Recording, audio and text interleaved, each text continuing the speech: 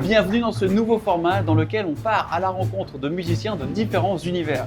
On se retrouve aujourd'hui dans un club de jazz parisien super réputé, le 38 Rives, dans lequel se déroule actuellement une jam session juste ici. Alors je vous propose d'aller chercher quelques musiciens, leur demander quel est leur parcours, comment ils en sont arrivés là aujourd'hui, quelle est la place de l'improvisation dans leur vie et peut-être quelques conseils qu'ils pourraient nous donner pour vous inspirer le plus possible. Vous êtes prêts? C'est parti! Salut Nicolas. Salut. Tu es un des batteurs qui joue avec Kélian en trio, c'est juste? Exactement, je suis le batteur des jeudis soirs avec Kélian et Régis Higonnet. Donc on joue ensemble tous les jeudis soirs depuis 6 ans et demi maintenant.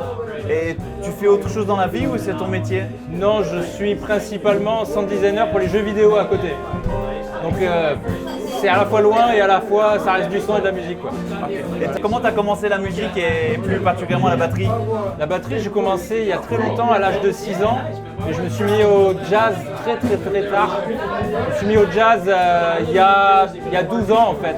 Donc j'avais quelque chose comme 28 ou 29 ans, quoi. Donc je me suis mis au jazz très tard quand même. C'est quoi tes autres styles de prédilection? Avant je faisais du rock psyché et encore avant, là on remonte au lycée donc on commence à remonter loin du métal. Okay. Toujours batterie? Ouais, beaucoup. Enfin j'ai fait un peu de guitare et de chant vite fait mais voilà, beaucoup de batterie, ouais. Et du coup, jazz, beaucoup d'improvisation, c'est quoi pour toi l'importance et le rôle de l'improvisation dans la musique que tu fais au quotidien? L'importance de l'improvisation, c'est déjà l'expression personnelle. L'improvisation, ça permet vraiment de s'exprimer soi, de dire aux gens, voilà, moi ce que j'aime, c'est ça en fait. Et ça, c'est super cool. Ça permet de communiquer aussi, c'est l'interplay avec les musiciens, c'est beaucoup de choses. Et puis moi, je pense que ça, c'est mon expérience, mais c'est aussi très thérapeutique. L'improvisation, c'est quelque chose qui fait du bien aussi. C'est vraiment beaucoup de bien, quoi. Qu'est-ce que tu dirais à quelqu'un qui dit moi je n'arriverai pas à improviser, c'est pas fait pour moi et je suis trop nul pour ça? Je suis déjà tombé sur des élèves comme ça parce que j'ai donné des cours de batterie et je leur explique en fait sur quoi ils bloquent en fait. On essaie de trouver ce qui bloque, pourquoi en fait ils n'arrivent pas à improviser et généralement en discutant avec eux on finit par trouver sur quoi ils bloquent et pourquoi ils n'arrivent pas à improviser et voilà quoi. Et est-ce qu'il y a un truc que tu aurais aimé apprendre beaucoup plus tôt dans ton parcours? Waouh.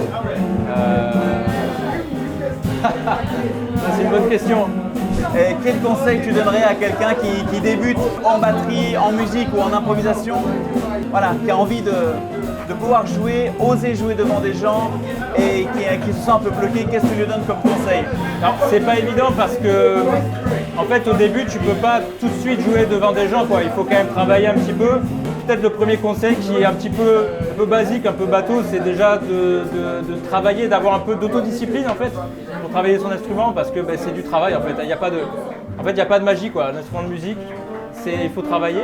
Et puis après, quand la personne le sent, à un moment donné, voilà, passer devant le public, montrer ce qu'elle sait faire et elle aura normalement du plaisir à montrer ce qu'elle sait faire parce que à un moment donné, c'est le but quand même aussi de montrer ce qu'on sait faire, quoi. Est-ce qu'il y a un moment où tu t'es senti prêt à jouer en public ou est-ce que c'est venu en jouant et en fait on n'est jamais vraiment prêt? Il y a beaucoup de fois où je me suis mis à jouer devant un public alors que j'étais pas prêt parce que je pense que j'étais trop excité, j'avais trop envie. En fait, j'avais trop envie de la scène en fait. J'avais beaucoup trop envie de la scène. Donc après j'ai commencé par jouer des trucs simples, mais j'étais hyper amateur et je jouais devant des gens, des fois sur des scènes un peu trop grandes pour moi. Et c'est pareil pour le jazz en fait. La première jam que j'ai fait dans le jazz, je suis directement allé au Duc des Lombards, donc c'est vraiment le club de jazz le plus connu et le plus prestigieux sur Paris. Et j'étais pas du tout prêt en fait. Et je suis allé à cette jam et j'ai joué, honnêtement je sais même plus ce que j'ai joué, enfin c'était il y a 12 ou 13 ans, quoi. Donc en fait je suis allé sur scène alors que j'étais pas prêt, quoi, tout simplement, quoi.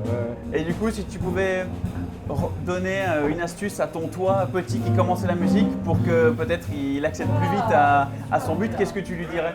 En fait c'est très compliqué parce que comme je te disais, en fait je trouve qu'il y a quand même une importance du travail et de l'autodiscipline. Et moi, c'est un truc que j'ai compris assez tard en fait, parce que quand on commence un instrument de musique, la plupart du temps, on veut s'amuser. Alors c'est bien, c'est très bien en fait de garder ça, de garder l'émerveillement par rapport à l'instrument, de garder l'envie de jouer, l'envie de se faire plaisir. Mais il faut quand même réussir à trouver le goût du travail aussi. Voilà. Et je pense que c'est un équilibre en fait. Ouais. Comme pour tout, hein. Ouais. Ouais. Comme dans le sport, dans la... Comme pour tout, en fait, comme pour ouais, tout. pour tout dans la vie, quoi. Ouais, exactement. Ok. Merci beaucoup. Ben, de Bonne rien, question. merci, avec plaisir. Salut, toi tu es musicien, mais tu fais quoi dans la vie d'autre? Tu fais que de la musique? Ouais, je fais que de la musique. Je donne des cours, je suis intermittent, je prends encore des cours. Quel instrument tu joues? Alors, je suis pianiste Ok. et je fais aussi du didgeridoo, un instrument traditionnel australien. On va mettre une image, je crois, pour tous ceux qui savent pas ce que c'est. Moi, je l'ai entendu l'autre soir jouer, mais apparemment, il y a beaucoup de gens qui ne connaissent pas. Très bien, oui. C'est incroyable, très rythmé comme instrument. En deux mots, c'est quoi ton parcours dans la musique? Tu as eu un parcours académique traditionnel ou t'es un peu pas du tombé tout. dedans différemment? En fait, moi, on m'a proposé de faire de la musique à 6 ans. J'ai accepté.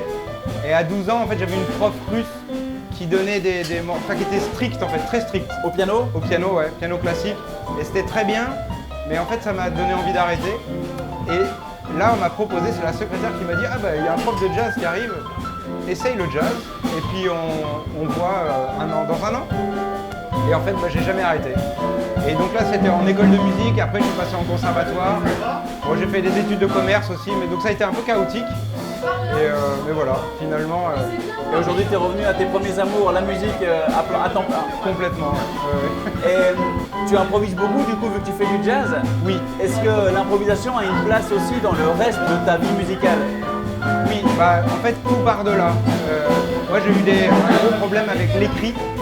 Donc, lire la musique il y a encore 4 ans, je n'étais pas capable de lire une partition de la méthode Rose. Maintenant, j'ai résolu le truc, c'est trop bien. Mais voilà. Du coup, en fait, pour moi, c'était quelque chose de vivant. C'est une matière, la musique est une matière vivante qu'il faut manipuler. C'était un terrain d'amusement, quoi, plutôt. Et du coup, qu'est-ce que tu dirais à quelqu'un qui dit ouais, mais moi, j'arriverai jamais à improviser, c'est pas fait pour moi, c'est trop tard, c'est trop tôt, je suis trop nul? Et ben, je lui dirais, regarde, tu es bien en train de parler, et ben voilà, tu es déjà en train d'improviser. Tu connais quelques mots, tu as des idées, voilà. Donc en fait, il faut débloquer. Souvent, les personnes qui pensent qu'ils ne peuvent pas improviser, c'est un blocage, c'est une croyance. Mais en fait, tous les humains, ils font ça sans arrêt. En fait, on est né pour ça, je crois.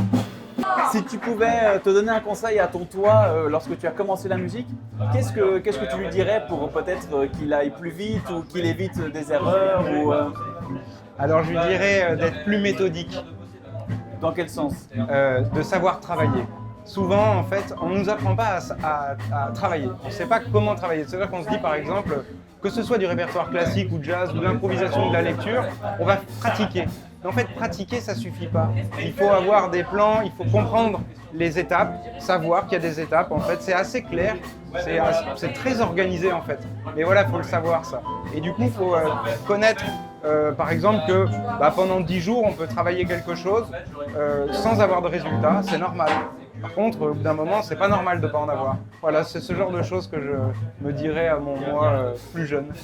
Et est-ce que tu as un moment en tête où c'est un de tes plus gros kiffs en musique ou en concert ou comme ça qui te vient? Oui, c'est les moments où en groupe, il y a une interaction qui d'un seul coup est magique. Je sais pas, je fais une phrase, le contrebassiste reprend ou propose quelque chose de complémentaire. Et là, ça crée un univers qui est unique en fait. Et pour terminer, qu'est-ce que tu souhaites encore vivre par la musique? Ah, plein de choses, des rencontres. En fait, toucher plus de magie. Ouais, ce serait ça. J'avais vu un pianiste jouer en groupe et j'ai trouvé ça magique. Donc c'est ça que j'ai envie de faire, mais j'ai envie autant de le donner que de le vivre en le donnant en fait. Voilà, trop bien. Merci beaucoup Laurent pour ces réponses inspirantes. De rien, avec grand plaisir. Si tout ça t'inspire et que toi aussi tu rêves une fois peut-être aller jouer dans une jam session ou de jouer avec des amis et des proches en improvisant ta propre musique avec plaisir et spontanéité, clique autour de cette vidéo, juste en dessous dans la description ou ici, pour aller découvrir une vidéo gratuite dans laquelle je te partage la méthode en 5 étapes qui te permet, pas à pas, d'apprendre à comprendre la musique et jouer comme si tu parlais ta langue maternelle. Elle a été suivie par des milliers d'élèves, elle fait des merveilles et si ça t'intéresse, eh ben, je ne peux que t'encourager d'aller la voir et on se retrouve de l'autre côté. Ceci étant dit, on y retourne. Salut Thomas, qu'est-ce que tu fais en musique en fait? Est-ce que tu vis de ça? Est-ce que tu fais d'autres choses dans la vie? Alors oui, moi je vis de la musique, mais c'est un petit peu particulier par rapport à Kélian par exemple, parce que moi je donne des cours de batterie et à côté je donne des concerts de temps en temps. Vu que tu es dans le jazz, j'imagine que tu improvises aussi en concert, etc. C'est quoi la place de l'improvisation dans ta pratique musicale au quotidien? Et écoute, c'est super intéressant comme question parce que moi j'ai l'habitude de dire finalement quand on débute l'improvisation, que l'improvisation est un bien grand mot. L'improvisation ce n'est que choisir à l'instant, à l'instant même, qu'est-ce que tu veux jouer. Et effectivement, après ce qu'on a peut appeler, je pense, l'improvisation, c'est quelque chose de beaucoup plus instinctif, quelque chose qui se fait beaucoup plus naturellement. Et du coup, moi, comment j'intègre l'improvisation dans mon jeu, donc évidemment, j'improvise tout le temps, mais quand je suis chez moi, j'applique ce que je dis à mes élèves, c'est-à-dire choisis. Je me fais des exercices, je me force à choisir des trucs que j'ai envie d'intégrer dans mon jeu. Voilà. Parce que sinon, on improvise tout le temps pareil. Ça tourne en rond, on fait tout le temps la même chose. Donc il y a un moment où il faut se dire, ok, là je choisis de faire différemment. Là je choisis d'intégrer cette phrase, d'incorporer celle-là, celle que j'ai écoutée hier, celle que j'aime de ce batteur-là, ou même des trucs que moi-même j'ai créés. Et avec ton expérience, qu'est-ce que tu dirais à quelqu'un qui n'ose pas improviser, qui se dit qu'il est trop nul, trop vieux, trop jeune, qu'il n'a pas fait les bonnes études? Bien, moi je lui conseillerais de se lancer en fait. C'est marrant parce que pas plus tard qu'hier j'écoutais un podcast sur l'action, qu'est-ce que l'action? Et donc en fait l'improvisation c'est exactement ça, il faut juste se lancer. Moi j'apprends à mes élèves à chanter, à jouer de la batterie en chantant. Donc en fait je leur dis, tu vois, t'as des caisses claires, des grosses caisses et des charlets. Ta pour la caisse claire, poum pour la grosse caisse et ti pour le charlet. Je leur dis, bah voilà, t'improvises par exemple, et si tu as envie de faire poum poum poum, voilà, ou tita poum, c'est déjà de l'improvisation. T'as 3 sons, tu les chantes les uns à la suite des autres dans l'ordre que tu veux. Ça c'est lié à la batterie, mais je pense que pour le piano c'est pareil. Ils peuvent très bien se dire, bon, j'utilise que les touches blanches. Moi ce que je conseillerais c'est par exemple, voilà, tu joues une touche et puis tu te dis quel son j'entends qui viendrait bien après, qui se marierait bien avec celui-là. Donc évidemment il y a un peu de tâtonnement. Mais c'est comme ça que moi j'ai un peu commencé la batterie. C'est un peu comme ça que j'ai fait quand j'ai un peu touché à la guitare ou même le piano. Enfin, nous après quand on est musicien, c'est dans notre ADN, on ne peut pas s'en empêcher. Dès qu'on joue une note, on se demande quelle pourrait être la suivante. Voilà, moi c'est ça que je conseillerais à n'importe quel musicien, dans n'importe quel instrument. Joue une note, n'importe laquelle, et dis-toi dans ta tête quel autre son t'aimerais qu'il vienne après. Qu'est-ce que tu entends? Et ce son-là, cherche-le sur l'instrument. Excellent. Et est-ce que tu te rappelles d'un souvenir qui t'a marqué, un gros moment de kiff dans ton parcours, un instant comme ça un peu magique en musique? Ouais, carrément. Ouais, quand j'ai commencé les cours de batterie à Agostini, mon tout premier cours, j'ai ressenti comme une espèce de sensation extrêmement étrange et très puissante. C'est la première fois de ma vie où je me suis senti présent. Et enfin voilà, je me suis senti pour la première fois de ma vie vraiment à ma place en fait. Mais j'ai tout de suite su du coup que la batterie, la musique en général, qu'il fallait que je fasse ça quoi, et rien d'autre. Voilà, est-ce que tu aurais un conseil encore à donner pour inspirer notre communauté, pour des gens qui sont musiciens amateurs ou qui rêvent de jouer ou de réaliser un rêve avec la musique? Ouais, moi mon conseil, c'est un truc qui m'aide beaucoup dans la vie, c'est la projection, c'est-à-dire que je me projette beaucoup dans l'avenir. J'aime beaucoup m'imaginer, j'aime beaucoup imaginer ma vie dans le futur. Et en fait, je pense que quand on commence la musique et qu'on se projette pas, vu qu'on galère un peu, c'est normal, c'est le début, c'est pas très motivant. Par contre, si on se projette et qu'on se dit allez, dans un an, je me vois jouer en concert. Même si c'est devant ma famille, 20 personnes, je m'en fous. Mais c'est, allez, je me mets ça comme objectif. Et du coup, tu te mets l'objectif. Voilà, donc ça aussi, c'est un autre conseil, se mettre des deadlines. Voilà, c'est très bien ça. Mais comme ça, du coup, ça permet de se projeter. Et puis du coup, après, c'est un cercle vertueux. On se projette, on a une deadline, donc on s'excite un peu. Et c'est ça, je pense que c'est ça qui fait avancer. Voilà. Moi, en tout cas, en ce moment, je me projette énormément. Et c'est hyper motivant, quoi.